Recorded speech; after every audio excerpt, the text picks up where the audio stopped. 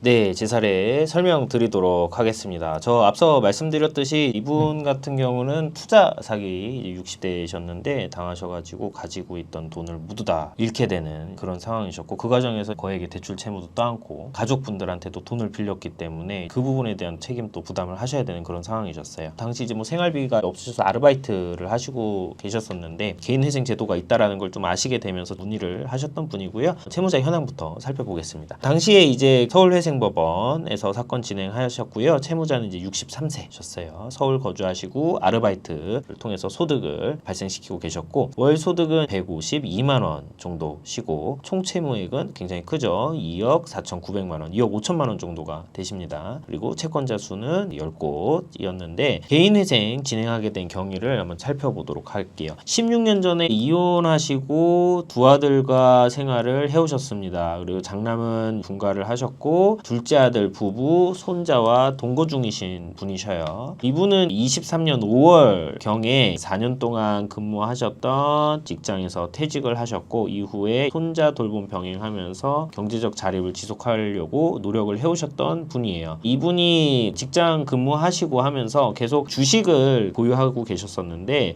이게 사실상의 어떤 유일한 자산이고 노후 자산이셨어요. 근데 이게 주식 손실이 발생을 한 거예요. 만회하실 목적으로 퇴직금하고 대출까지 투입해서 재투자했는데 손실이 확대되게 되는 상황을 경험하시게 되는 거죠. 그러니까 이게 노후 자금으로 저 주식 하나 보고 있었는데 저게 잃고, 그럼 이거 좀 만회해야 되니까 퇴직금까지 넣었는데 이것까지 손실이 이제 발생하니까 소위 말하는 이제 맹붕 상황에 처하게 되시는 거고, 이런 상황에서 가장 하지 말아야 될 선택을 하시게 되는 건데 절박한 상황에서 주식 리딩방 가입하시게 됩니다. 추천에 따라서 그 리딩방에서 안내하는 대로 돈을 넣고 그렇게 진행을 하시는데, 리딩방도 사기가 다양한데 이분은 이제 리딩방의 플랫폼에 들어가서 거기서 이제 돈을 넣고 트레이딩을 하는 그런 거를 했는데, 이분은 사실 3개월 동안 돈을 벌고 있다라고 생각을 했었던 거예요. 계속 잔고가 커지게 되니까. 이분은 그걸 보면서 굉장히 큰 부푼 꿈을 가지고서는 계셨는데 수익을 이제 확인을 하고 굉장히 수익성이 좋으니까 자녀분들한테도 투자금을 받아와서 넣게 되신 거예요. 그렇게 해서 계속 이제 투자했던 잔고는 커지게 되고 이제 뽑아야겠다 해서 한 3개월 동안 정상 투자로 올인하셨다가 출금을 시도하려니까 돈이 안 나오는 거죠. 그제서 이제 뭔가 좀 이상하다라는 생각이 들고 이거에 대해서 며느리랑 좀 이야기를 해보니까 이게 사기라는 것을 인지를 합니다. 그리고 경찰에 신고했지만 이런 사건 특징상 가해자 특정조차도 굉장히 어려운 경우가 대부분이고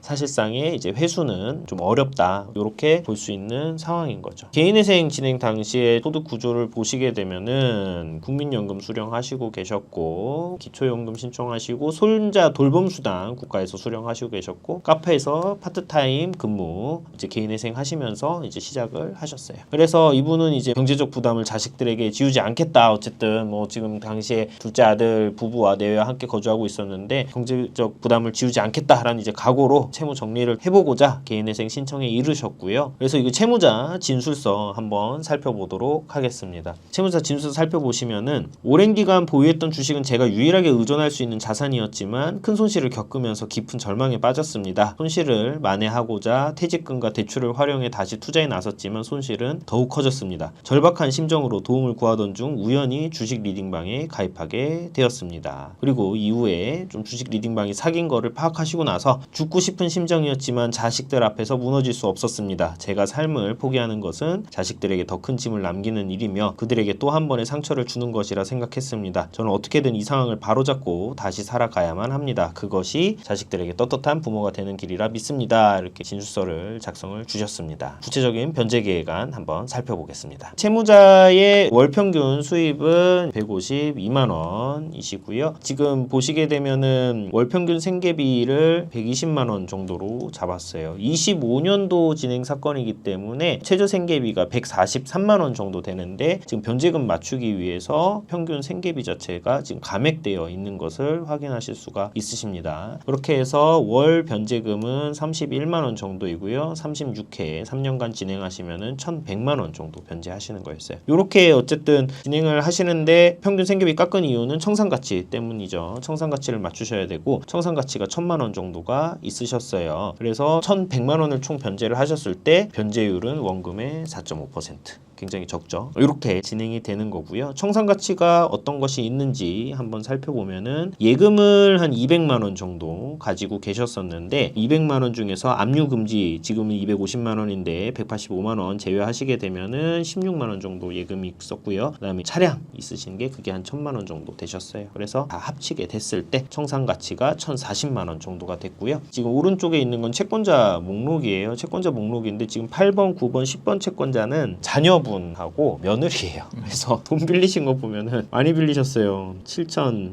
8천, 2,950만 원. 그러니까 사실상 채무만 1억 8천 정도가 되시는 거거든요. 전체 채무에서 70에서 80%를 자녀분들로부터 빌린 돈으로 구성이 되어 있고 좀 이런 어떤 특징적인 요소가 있는 사건이었습니다. 보정 보겠습니다. 그래서 형식적 보정 사항인데 대부분의 회생 사건에서 이제 나오게 되죠. 하나씩 좀 살펴보면 재산 목록 관련해서 신청 1년 전 이후에 부동산이나 1000만 원 이상의 재산을 처분한 게 있으면은 매각 대금의 궁극적인 사용 내역을 표로 정리해서 설명하세요. 보정이 일단 있었고요. 그 다음에 계좌정보 통합관리 시스템 홈페이지에 접속해서 조회 인쇄한 채무자의 KB증권, 리두스증권의 계좌 상세 내역 제출하세요. 그리고 예금의 청산 가치에 계산을 해서 수정을 하세요. 이렇게 보정이 나오게 되었어요. 그 다음 보정 살펴볼게요. 채무자가 개시 신청일 1년 전부터 현재까지 사용한 모든 계좌 사용카드의 금융거래 내역서, 신용카드 사용 내역서를 제출하세요. 보정 나왔고요. 그 다음에 주소지에 관한 부동산 등기사항 정보증명서를 제출하는데 소유자가 둘째 아들 내랑 같이 거주를 하고 있다 보니까 당시에 며느리가 무상거주 사실 확인서를 작성을 해줬었는데 부동산의 소유자가 며느리가 아니라면은 며느리가 작성한 임대차 계약서를 제출하세요. 이렇게 일단 보정이 나왔습니다. 그리고 채무자에 대한 5년간의 지방세 세목별 과세증명서 제출을 하시기 바랍니다. 이렇게 일단 보정이 추가적이 나왔고요. 이후 보정사항 살펴볼게요. 직장 관련한 보정인데 채무자가 현 직장에 사회보험에 가입되어 있음을 확인할 수 있는 건강보험 자격특실 확인서 및 연금 산정용 가입 내역서 확인 제출하시기 바랍니다. 가입되어 있지 않다면은 이유를 설명하시고 소명자료 제출하세요. 그 다음에 25년 4월분부터 최근까지 급여에 관한 급여 명세서 및 급여 입금 내역을 제출하시기 바랍니다. 회생 신청 전에 이제 아르바이트 구하셔서 들어가셨기 때문에 이 부분에 대해서 추가적인 급여 계속 수령하시는 내용을 확인을 하고자 하는 것이고요. 그 다음에 채무자의 국민연금 수급 증명을 제출하고 채무자의 2025년도 국민연금 수급액을 수입에 반영하시기 바랍니다. 그러니까 국민연금 정확하게 다시 한번 확인을 하라는 거죠. 그리고 좀 특징적인 내용을 한번 살펴보시면 5항인데요. 청산가치 보장을 위해서 총 변제 예정액의 현재 가치가 청산가치를 50만 원 이상 상회하도록 생계비를 수정하시기 바랍니다.